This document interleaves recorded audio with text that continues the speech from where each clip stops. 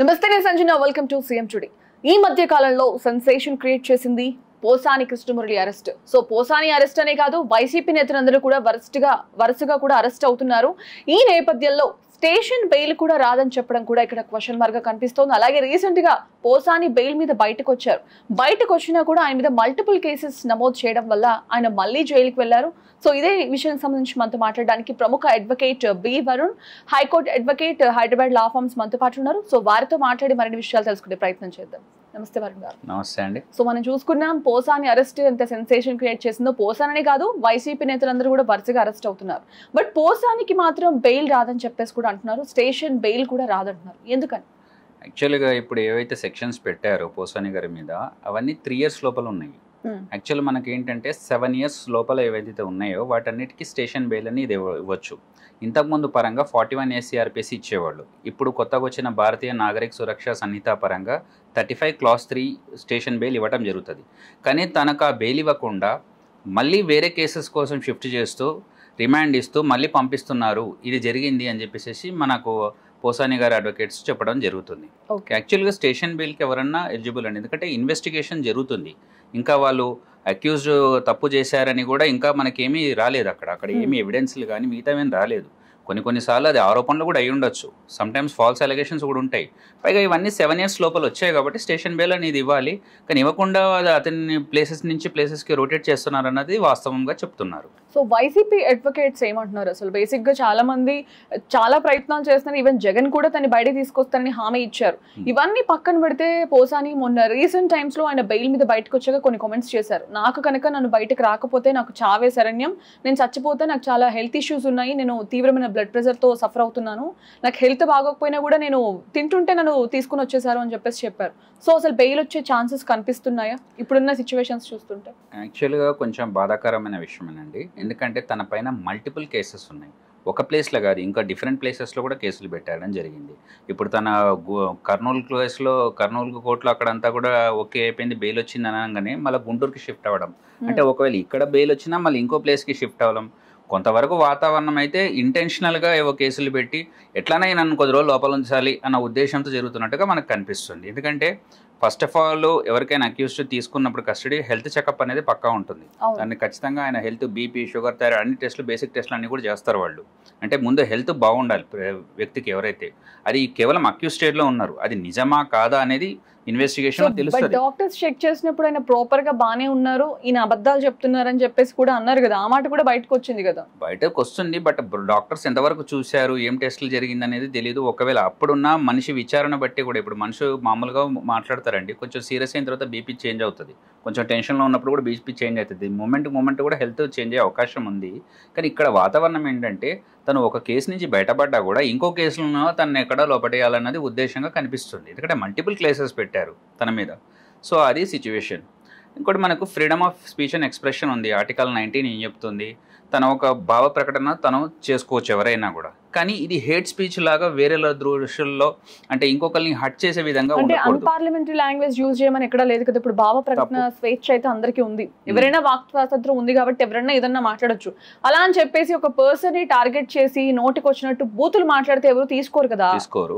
అంటే ఇక్కడ కొన్ని సందర్భాలు ఎట్లుంటుంది అంటే ఇంటెన్షనల్ తన నుంచి మాటలు రావాలని కూడా తను రెచ్చగొట్టే ప్రయత్నం కూడా చేస్తారు. ఇప్పుడు ఇన్వెస్టిగేషన్ చేస్తే ప్రాపర్గా ఎంటైర్గా పిక్చర్గా మనం చూడాల్సి వస్తుంది. ఆయనకాయన అన్నారు కొన్ని ప్రెస్ మీట్లలో తను ఇప్పుడున్న ఎవరైతే లీడర్స్ మీద తను కామెంట్ చేయడం జరిగింది అనేది ఉండేది. అది మైండ్లో పెట్టుకొని సిబిఐ వాళ్ళు వీళ్ళందరూ కూడా ఇంతకుముందు కేసెస్ వేశారు లాస్ట్ ఇయరే.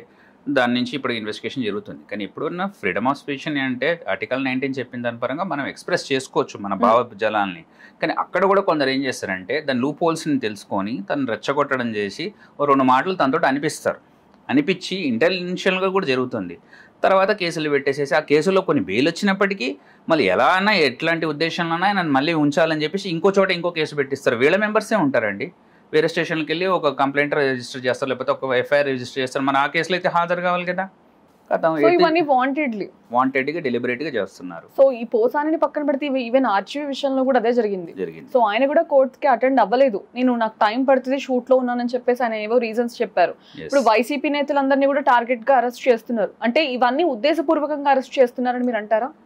యాక్చువల్గా కాన్స్టిట్యూషన్ని చూస్తే కూడా మనకి ఇప్పుడు మామూలు మన భాషలో కూడా దొంగని కాదు ద్వేషించేది దొంగతనాన్ని ద్వేషించాలంటారు. ఇప్పుడు మనకు bail is the rule, jail is exception అంటారు. ఇప్పుడు కాన్స్టిట్యూషన్ పరంగా కూడా ఒక నేరం తనపైన అలిగేషన్ వేయడం జరిగింది, అది నిజమా కాదా ఇన్వెస్టిగేషన్ చేసి ఎవిడెన్స్లు దొరికి అన్నీ వచ్చినాక ఫైనల్ జడ్జిమెంట్లో తెలుస్తుంది ఆయన చేసిండా లేదా అనేది. కాకపోతే ఇక్కడ స్పీచ్ కాబట్టి కొన్ని రికార్డింగ్స్ వల్ల తెలుస్తున్నాయి. సో ప్రతి ఒక్కరికి ఇప్పుడు ఎవరినైతే అరెస్ట్ చేశారో వాళ్ళందరివి కూడా ఆడియో స్పీచ్లు, వీడియో స్పీచ్లే ఉన్నాయి. ఓకే, ఎందుకంటే ప్రెస్ మీట్లో కావచ్చు, పరోక్షంగా కావచ్చు, వాళ్ళందరినీ తిడుతున్నారు. ఇప్పుడు ఎవరైతే ఇప్పుడు అధికారంలో ఉన్న పార్టీని వీళ్ళందరూ వైసీపీ అధికారంలో ఉన్నప్పుడు అప్పుడు టీడీపీ వాళ్ళు అందరినీ తిడుతున్నారు. సో తిట్టిన వాళ్ళు ఎవరైతే ఉన్నారో మొన్న వల్లభనేని వంశీ అరెస్ట్ చేశారు. సో కొడాలి నాని, నెక్స్ట్ కొడాలి నాని అంటున్నారు. వీల్సి మనకు తెలియదు, బట్ వరుసగా అయితే వైసీపీ నేతలు అరెస్ట్ చేస్తున్నారు. వీళ్ళందరూ మళ్ళీ కొన్ని రోజులు జైల్లో ఉండి బయటకు వచ్చేస్తారంటారా, లేకపోతే వాళ్ళకి సెక్షన్స్ ప్రకారం వాళ్ళని లోపల ఉంచుతారు? ఇప్పుడు యాక్చువల్గా గ్రావిటీ ఆఫ్ ద కేసుని బట్టి ఉంటుంది. ఇందాక చెప్పుకున్న 7 years లోపల ఏవైతే శిక్షలు వేస్తారో అది ఇంతకుముందు ఐపీసీ, సిఆర్పీసీ పరంగా, ఎవిడెన్స్ యాక్ట్ల పరంగా వచ్చినా కూడా, ఇప్పుడున్న భారతీయ న్యాయ సంహిత పరంగా తీసుకున్నా కూడా, లేకపోతే భారతీయ నాగరిక సురక్షణ సంహిత పరంగా తీసుకున్నా కూడా, అవి ఏంటంటే ఆ లోపల కేసెస్కి బెయిల్స్ వస్తాయి. ఇప్పుడు కాగ్నిజబుల్, నాన్ కాగ్నిజబుల్ అంటారు. అంటే ఇప్పుడు రేప్ అండ్ మర్డర్ ఉంటే అది వేరే సిచ్యువేషన్ ఉంటుంది, వాటికి ఖచ్చితంగా శిక్షలు ఉంటాయి ఇంతకుముందు సెక్షన్ పరంగా కూడా. ఇవన్నీ ఏంటంటే కొంత మనోభావాల్ని దెబ్బతీయటం, కొంచెం పార్లమెంటరీ లాంగ్వేజ్ యూజ్ చేయటం ఇవన్నీ, కాబట్టి అది జైలుకి వెళ్ళినా కూడా వాళ్ళు మళ్ళీ రావచ్చు. మనకు bail is the rule, jail is the exception కాబట్టి ఖచ్చితంగా రావచ్చు.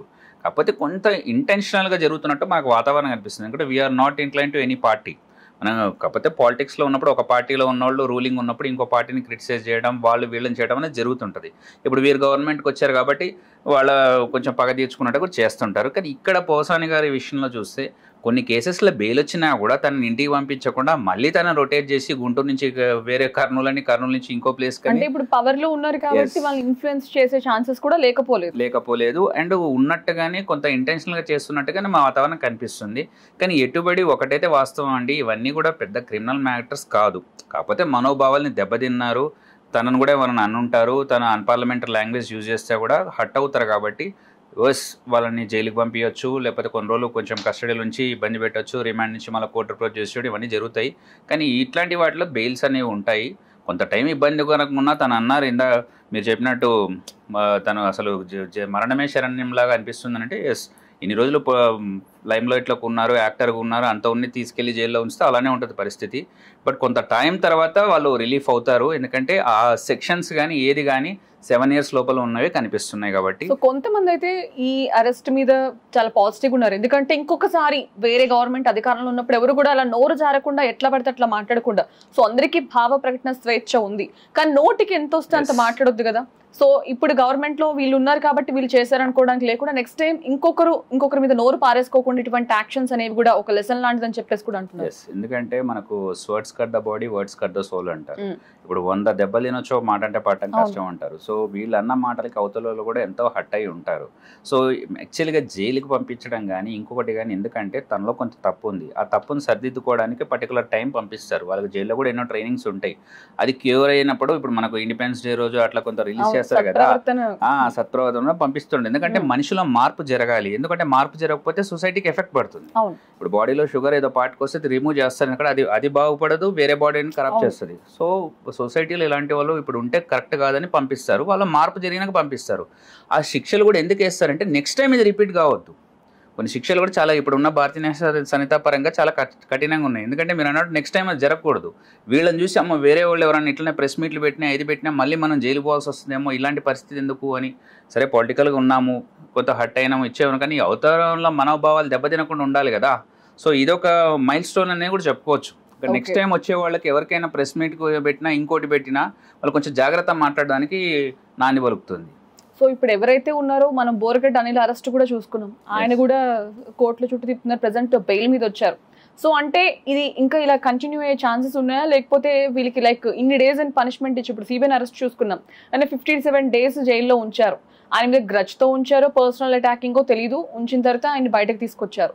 సో ఇప్పుడు వీళ్ళ అరెస్టులు చూసుకుంటే ఎలా తీసుకోవాలంటారు అసలు? ఇప్పుడు యాక్చువల్గా వాళ్ళకి ఏ సెక్షన్లో పెట్టారనే దాన్ని బట్టి ఉంటుందండి. చంద్రబాబు నాయుడు గారికి 53 days ప్రిజన్లో ఉంచినప్పుడు సిద్ధార్థ లూత్రా వీళ్ళందరూ సుప్రీంకోర్టు నుంచి కూడా వచ్చారు. కానీ బెయిల్ ఇచ్చిందేమో అప్పుడు మామూలు తెలుగు అతనే శ్రీనివాస్ అడ్వకేట్. ఆ రోజు మేము సుప్రీంకోర్టులో కూడా ఉన్నాము. యాక్చువల్గా ఏంటంటే ఏ సెక్షన్లలో పెట్టారు, ఎంత గ్రావిటీ కేసు అనే దాన్ని బట్టి వీళ్ళు వస్తారా లోపల ఉంటారా అనేది డిసైడ్ అవుతుంది. సో ఇఫ్ గవర్నమెంట్ లేకపోయినా కూడా లోపల ఉండే ఛాన్సెస్ కూడా లేకపోలేదు, అంటే పెట్టిన సెక్షన్స్ మీద డిపెండ్ అయ్యి సెక్షన్స్. కానీ రాజకీయాలు ఉన్నప్పుడు మనకు ఒక మాట ఉంది, తొండ ముదిరి ఊసర వెళ్ళైనట్టు రౌడీ షీటరు ముదిరితే రాజకీయ నాయకుడు అవుతాడని చెప్పేసి. వాళ్ళు పొలిటికల్గా ఉన్నప్పుడు జనరల్గా అంత ప్రాంప్ట్గా మనుషులు ఉంటారని మనం అనుకోం. పర్టికులర్గా ఎక్సర్వైజెడ్ చెప్పకపోయినా కూడా వాళ్ళు ఏదో ఒకటి తప్పులు చేసి ఉంటారు. సో అలాంటి సిచ్యువేషన్లో మనం ఎలాంటి గ్రావిటీ కేసెస్ పెట్టారో దానికి బెయిల్ వస్తుందా, కాగ్నిజబులా, నాన్ కాగ్నిజబుల్ అని చూసుకోవాలి.